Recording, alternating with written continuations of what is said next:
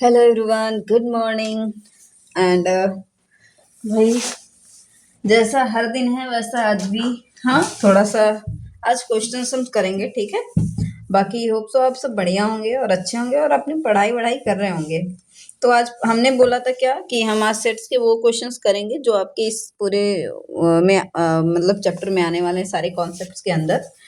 हमने आपको सारे कॉन्सेप्ट्स कंप्लीट कर लिए थे। हम लोग ने साथ में सारा कंप्लीट कर लिया था। अब जो मुझे लग रहा है कि कुछ क्वेश्चंस एनसीईआरटीज के हैं और जिनको बता देना चाहिए, तो चलो देख लेते हैं। जैसे अगर मैं प्रश्नावली 1.1 की बात करूं, ठीक है, यानी प्रश्नावली 1.1 एक्सरसाइज है ना।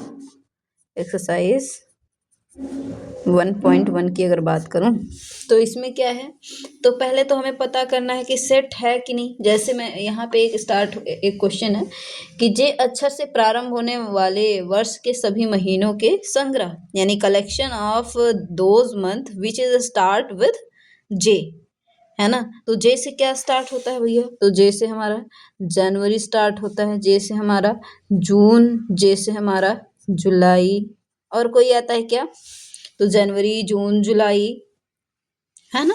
तो क्या ये एक सेट है, तो बिल्कुल यह एक सेट है, ठीक है। इसको सेट फॉर्म में लिखोगे तो कुछ ऐसे लिखोगे, अंडरस्टूड। इसी तरह से दूसरा है क्या, दूसरा है कि भारत के 10 सबसे अधिक प्रतिभाशाली लेखकों का संग्रह, यानी 10 मोस्ट फेबुलस कह लो, 10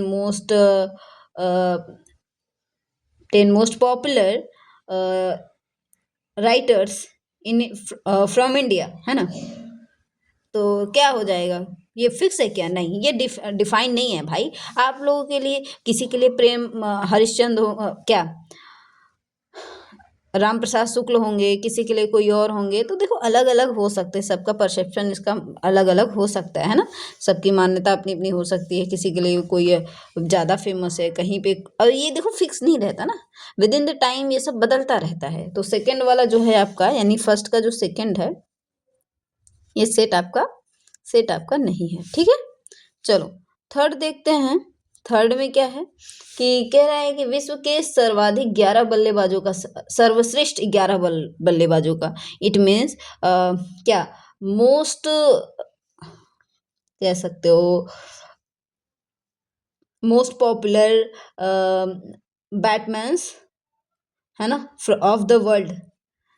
11 मोस्ट, यानी कलेक्शन ऑफ मोस्ट, यानी बेस्ट, हाँ sorry, collection of best 10 bat क्या बैट बल्लेबाज, है ना। कौन बैटमैन्स कितने होंगे क्या, मेरी बात समझ पा रहे हो। यहाँ पे देखो थोड़ा सेंटेंस को हम इंग्लिश से हिंदी में, हिंदी से इंग्लिश में ट्रांसलेट कर रहे हैं ना, थोड़ा सा, इसीलिए जुबान जुबान है भाई, लड़खड़ा जाती है। चलो कोई ना।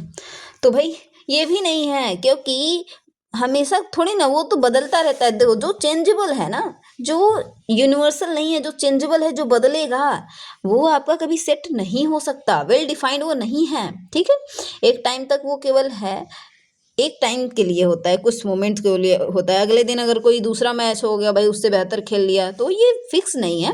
तो इसीलिए जो आपका फर्स्ट थर्ड है, ये आपका क्या है, सेकेंड एंड थर्ड, ये आपका सेट नहीं है। फिर फोर्थ में कह रहा है कि आपको क्या, अपनी कक्षा के सभी बालकों का संग्रह, यानी collection of your class students. तो बताओ आपके क्लास में जितने छात्र होंगे उनको गिन सकते हो ना, ये तो फिक्स है ना। रोल नंबर बोला जाता है आपका, तो फिक्स है, तो भाई वो सेट होगा, सेट आपका वो होगा।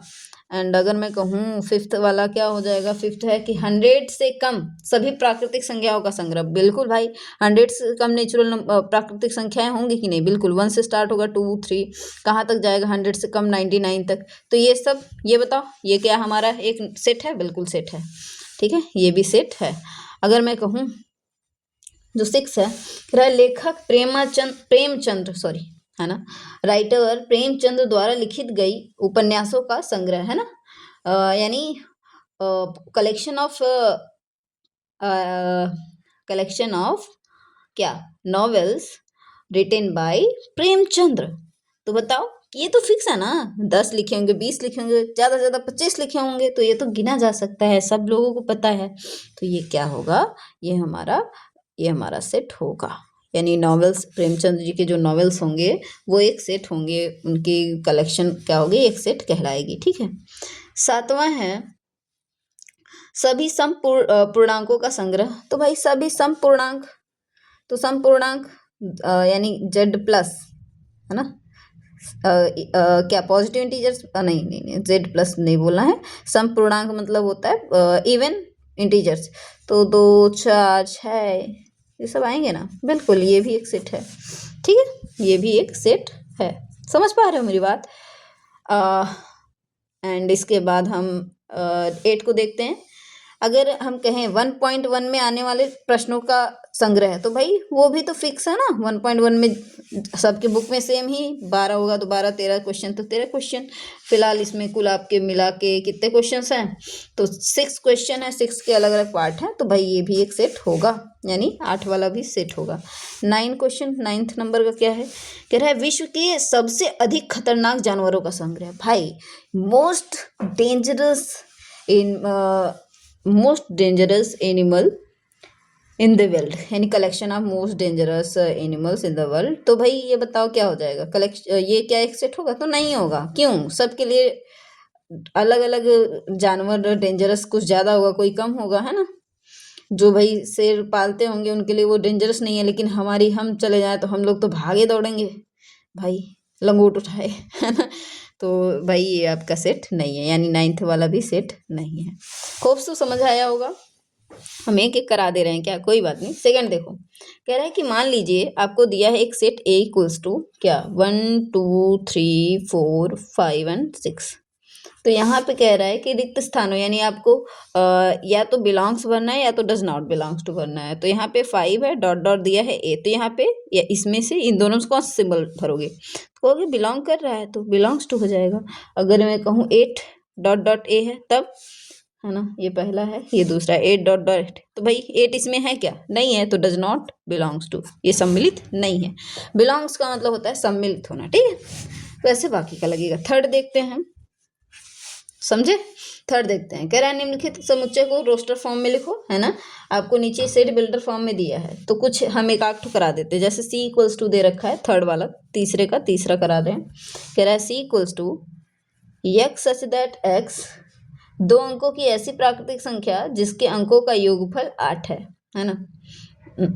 x सच दैट x 2 अंकों की ऐसी प्राकृतिक संख्या है जिसके is a 2 digit natural number, यानी x सच दैट x क्या है, is a 2 digit natural number which some is, जिसका जो सम है, योग है, वो 8 है, आना चाहिए ना। यही था है क्या भैया, यही है ना, कहाँ गया। हाँ, तो चलो क्या क्या आ सकता है, तो बताओ। C बराबर ऐसे नहीं लिख सकते, तो मैम कि अगर आप क्या 17 लो तो भी होगा, 17 का उल्टा 71 भी होगा, है ना। और क्या होगा, 0 और 8 2 अंक का नहीं होता, लेकिन 8 और 0 होता है, तो 8 0 भी ले सकते हैं। 80 का भी सम 8 ही आएगा, 7 और 1 8 होगा, 1 और 7 और 1 8 होगा। ऐसे ही अगर मैं कहूँ 2 के साथ 6 लो तो 2 और 6 8 होगा, तो ऐसे 62 भी 8 होगा, है ना। 3 के साथ 5 लो 35, 35 भी, 35 का जो सम होगा 2 डिजिट है ये, है ना। इवन नहीं बोला है, बस 2 अंकों की प्राकृतिक संख्या बोला है बस, है ना। मैंने कहा 35 लिया, है ना, 35 35 तो यहाँ 53, है ना, 53 एक सही है, तो यहाँ पे 53 भी होगा सम, बिल्कुल। अगर मैं कहूँ इसके बाद 4 लूँ तो 4 और 4 44 भी आपका 8 होगा, अब 44 का उल्टा 44 ही होता है। एंड फिर आप 5 लोगे तो 3 लोगे, सब ले चुके हैं, तो आपके इतने आएंगे। मीन्स थोड़ा सा अच्छे से लिख देते हैं, दूर ज़्यादा हो गया ना। 17 26 35 44, 53, 62, 71, 80। ये सब क्या है? ऐसे 2 डिजिट्स के इवन नंबर है जिनका सम क्या होगा? हमेशा 8 आएगा, है ना? समझे गए कि नहीं भाई? समझ गए ना? चलो, बाकी इसी तरह सबको लिखना है। जैसे ट्रिग्नोमेट्री एक शब्द है ना, ई बराबर ये दे दिया है कि भैया इसको रोस्टर फॉर्म में लिखो, तो ई बराबर ये जो दिया है सेट बिल्डर फॉर्म में है या तो सेंटेंस फॉर्म में। क्या लिखा है? ट्रिगोनोमेट्री, मेट्री, मेट्री शब्द के सभी अक्षरों का समुच्चय है ना, सेट ऑफ वर्ड्स। तो कैसे लिखोगे सेट ऑफ वर्ड? तो इसको इक्वल्स टू, आप कर्ली ब्रैकेट लगाओगे, टी लिखा, फिर कॉमा आर लिखा, फिर कॉमा आई लिखा, फिर कॉमा जी लिखा, फिर कॉमा ओ लिखा, फिर कॉमा एन लिखा, फिर क्योंकि ओ लिख चुके हैं दोबारा नहीं लिखना है, ठीक है। एम लिखा, ई अभी नहीं आया, ई भी लिख सकते हैं। टी टू पहले आ चुका है, नहीं लिखेंगे। आर भी पहले आ चुका है, नहीं लिखेंगे। टी आ चुका है, नहीं लिखेंगे। बस समझे? रिपीटिशन नॉट अलाउड, ठीक है। तो ये इसी तरह से बेटर में BETR होगा आपका रोस्टर फॉर्म, ठीक है। BETER, sorry BETR।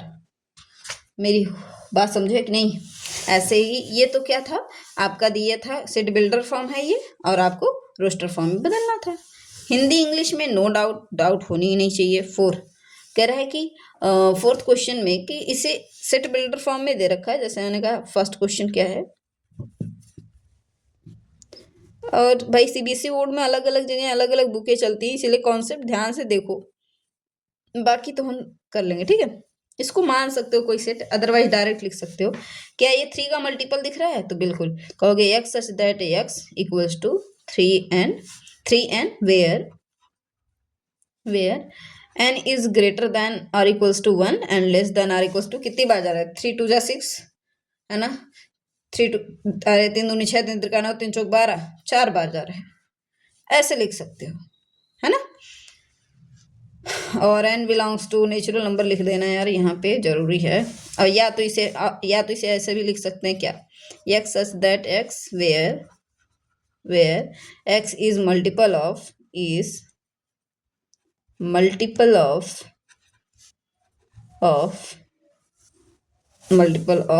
3 and x is greater than or equals to 3, less than or equals to 12। इस तरह से भी लिख सकते हैं, ठीक है।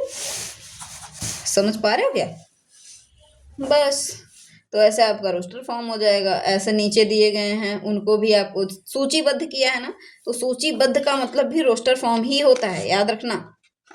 कहीं सूचीबद्ध नाम दे दे तो इसका मतलब रोस्टर फॉर्म ही होता है, समझे? चलो, समझ गए होंगे आप सब, ठीक। लास्ट वाले में दिया है कि भाई आपको मिलान करना है, वो भी हो जाएगा। हमने टाइप्स पढ़े थे, अब टाइप्स में हाँ परिमित अपरिमित पढ़ा था, जिसे फाइनाइट सेट इनफाइनाइट सेट कहते हैं। नल सेट भी पढ़ा था, जिसे हम इम्पटी सेट भी कहते हैं। इक्वल सेट भी पढ़ा था ना। तो अगले पॉइंट यानी 1.2 में, एक्सरसाइज 1.2 में क्या है भाई? करना कंप्लीट, सारे बच्चे कंप्लीट करेंगे, ठीक है। पहला है कि 2 से भाज्य विषम प्राकृतिक संख्याओं का समुच्चय। भाई 2 से भाज्य विषम प्राकृतिक संख्या, तो 2 से कोई विभाजित होने वाली विषम संख्या है क्या? नहीं भाई, 2 से जो भी डिवाइड होती है क्या होती है? सम संख्या होती है, ठीक है। 2 भी ऑलरेडी अपने आप में सम संख्या है, तो जो पहला है ना वो रिक्त समुच्चय है, यानी 5 आएगा आंसर। इसी तरह आपको सबको पढ़ना है, फिर उसको रोस्टर फॉर्म में चेंज करके क्या लिख देना है कि कौन सा सेट है, नल सेट है, इम्पटी सेट है, इक्वल सेट है, क्या है, समझ आ जाएगा, ठीक है। दूसरे में क्या बोला है? परिमित अपरिमित, आसानी समझ जाओगे, है ना। एक ऐसे दे रखा है, अगर दूसरे का पहला अगर मैं बताऊं तो यहाँ है ऐसे 1 2 3 फिर डॉट डॉट डॉट, तो ये तो अपरिमित है ना, यानी इनफाइनाइट सेट है ये, तो ऐसे चेक करना है, ठीक है। 99 से छोटी अभाज्य पूर्णांकों की संख्या। अरे भाई 99 से छोटी अभाज्य पूर्णांक, इंटीजर्स पॉजिटिव नेगेटिव देना होते हैं तो माइनस इनफाइनाइट की तरफ जाएगी। तो आपका जो इसमें यानी दूसरे का 5वां है ना, ये भी क्या है आपका? ये भी आपका इनफाइनाइट सेट है ना, जो 99 से छोटी अभाज्य पूर्णांकों की संख्या है, ठीक। ऐसे ही आपको नीचे भी बताना है, सारा हो जाएगा, आसान है।